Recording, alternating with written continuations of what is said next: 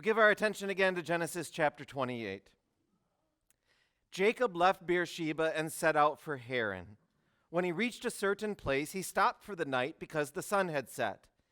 Taking one of the stones there, he put it under his head and lay down to sleep. He had a dream in which he saw a stairway resting on the earth, with its top reaching to heaven, and the angels of God were ascending and descending on it.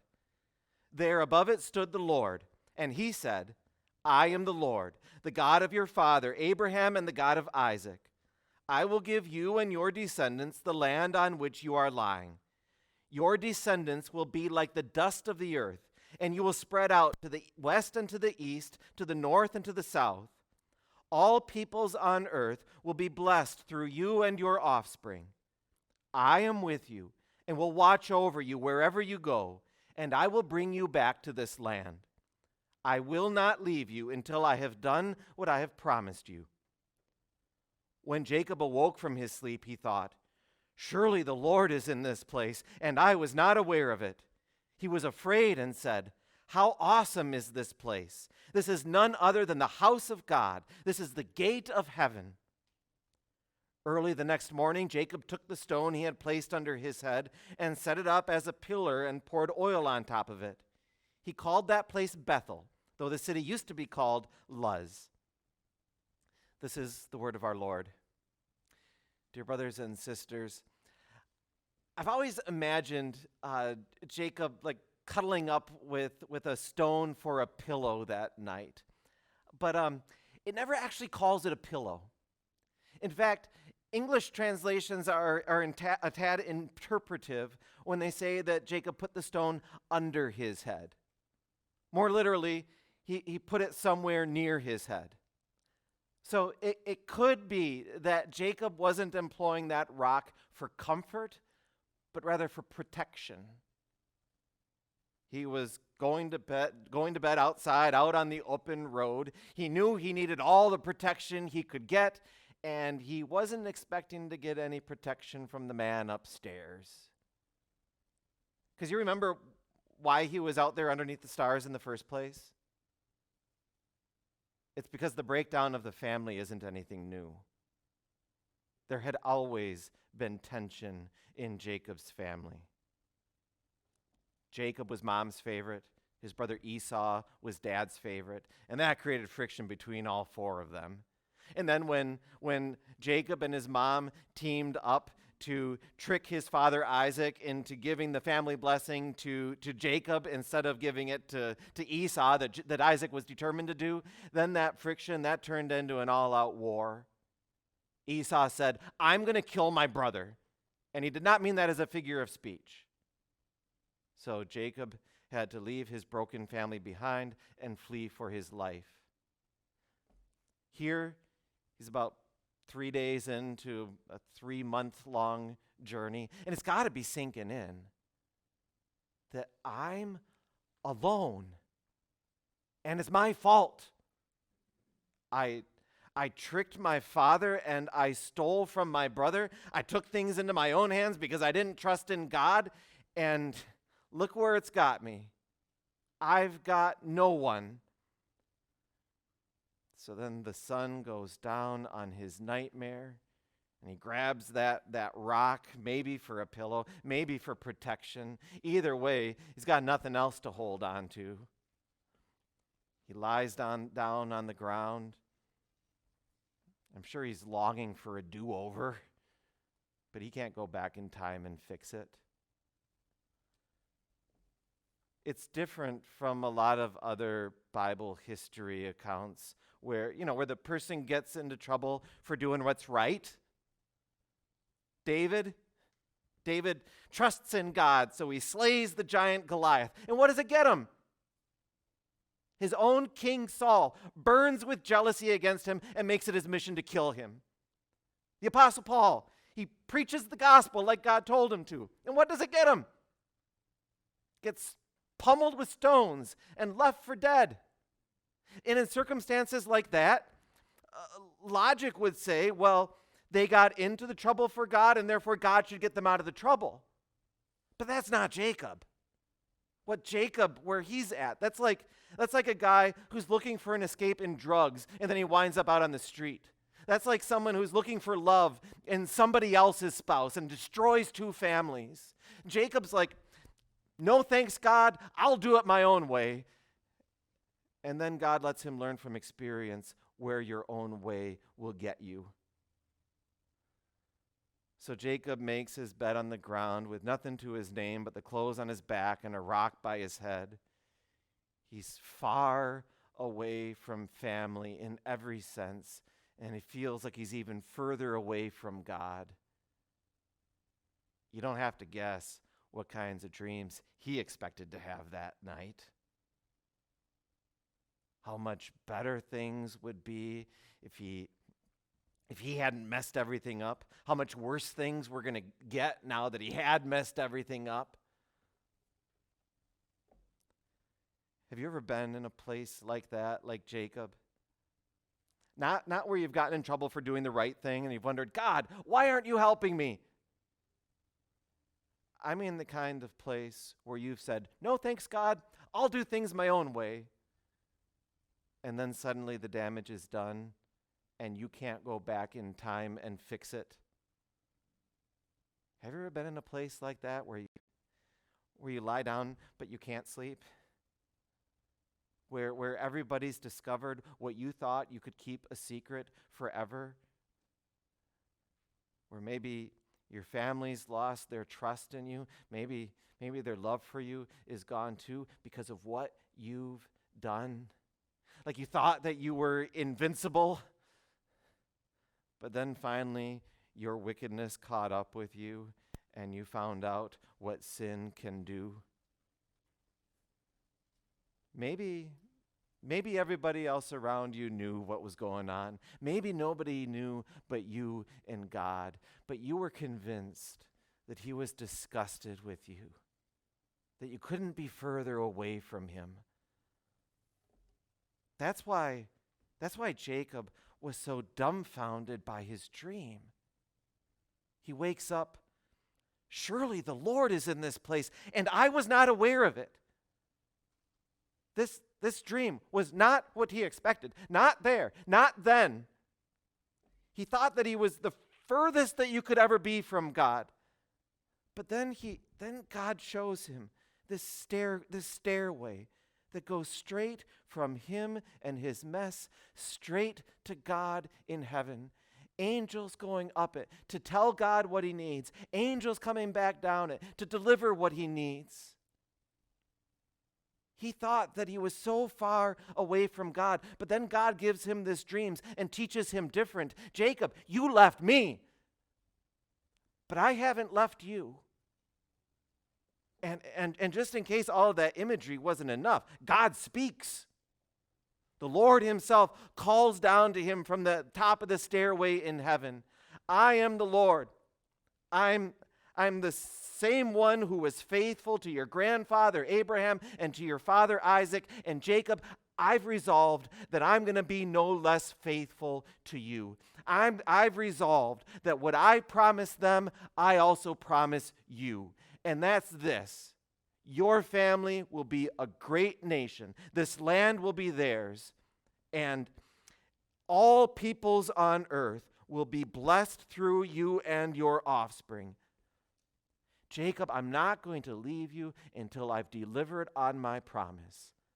I am with you and will watch over you wherever you go. The better that we understand the context here, the more we understand Jacob's dumbfoundedness. It wasn't just that God had stayed by his side even when Jacob turned his back. No, the real amazement comes from what God promises. That promise about his family and the land and his offspring, that promise, it was the exact same thing as the family blessing that he had tried to weasel out of his father and steal from his brother. Jacob took things into his own hands and tried to steal it, but turns out it wasn't his to steal.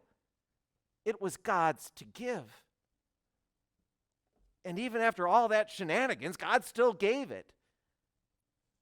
Logic would say that Jacob had created all this mess and therefore God should leave him in the mess, right? But God wasn't operating by human logic.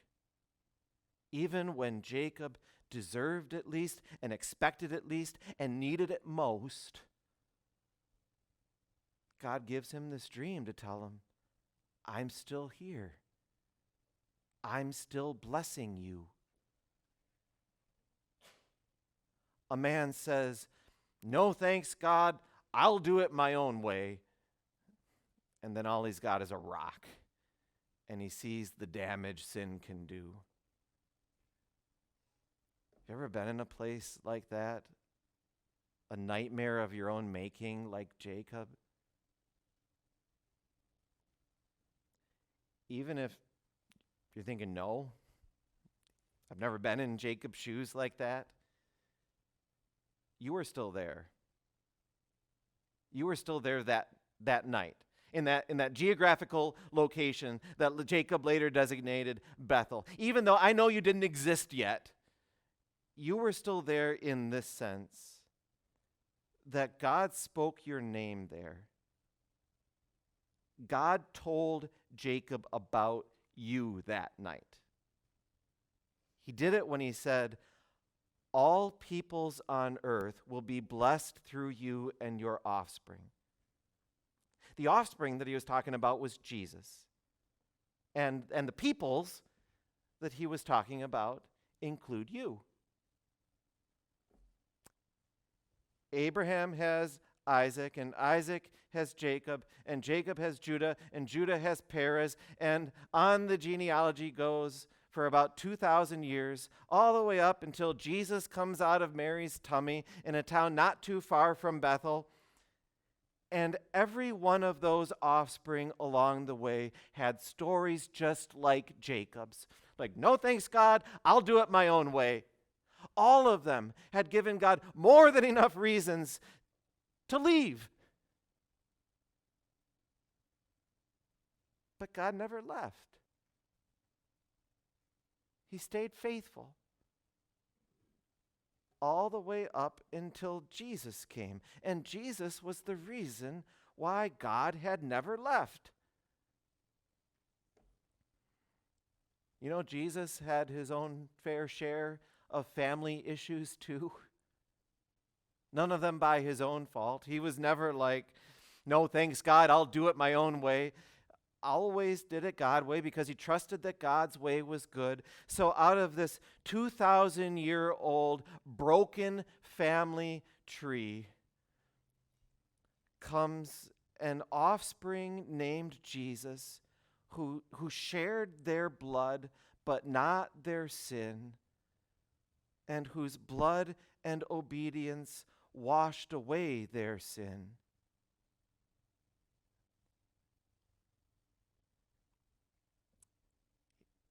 It did that when Jesus' family crucified him.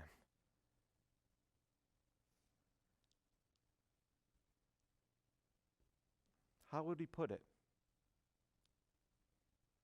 This family, these peoples were blessed through Jesus, the same one that they crucified.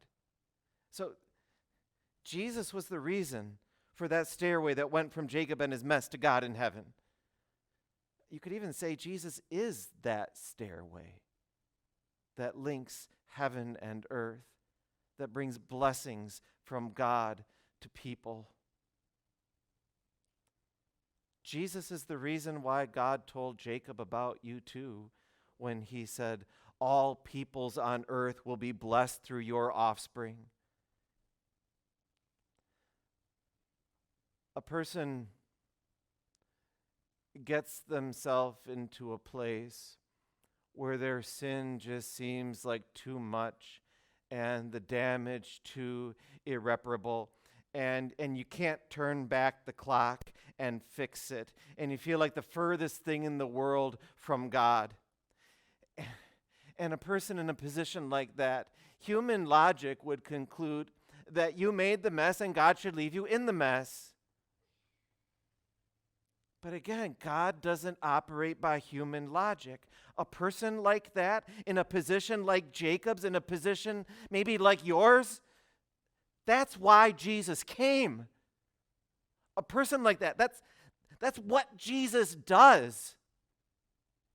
Even when you and your sin and the consequences feel like they're way over here, and God and his love and his blessing feel way over there, and as far as you can tell, never the two shall meet.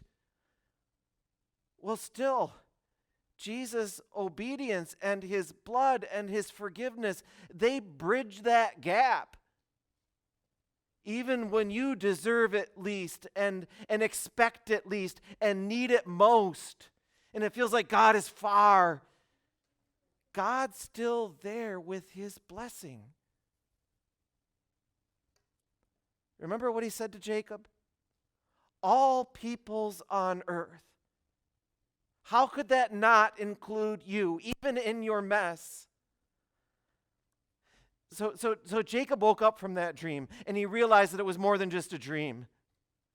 He had been certain that he was alone, but the whole time God had never left him, even when Jacob was sure that he should have. Jacob had a hard time coming to terms with all of this. He just couldn't figure it out in his mind that God is so close to me. And when he realizes that, did you notice his reaction?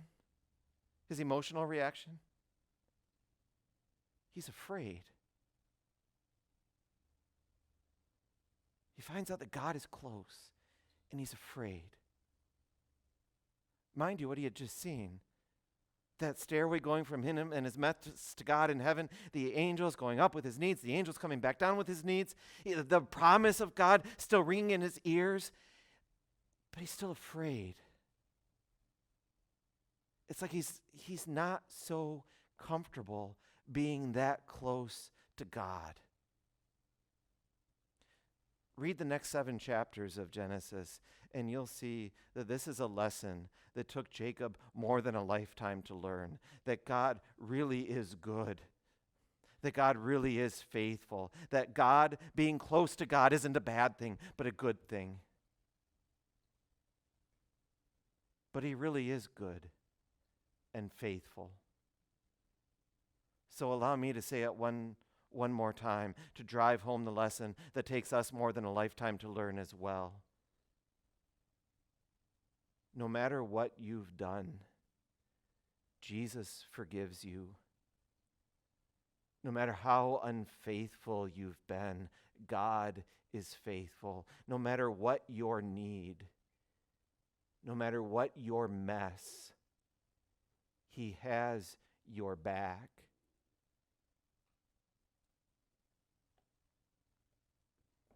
Even when you deserve it least and expect it least and need it most, the Lord is close, not to get you, but to bless you. He really is faithful. Amen.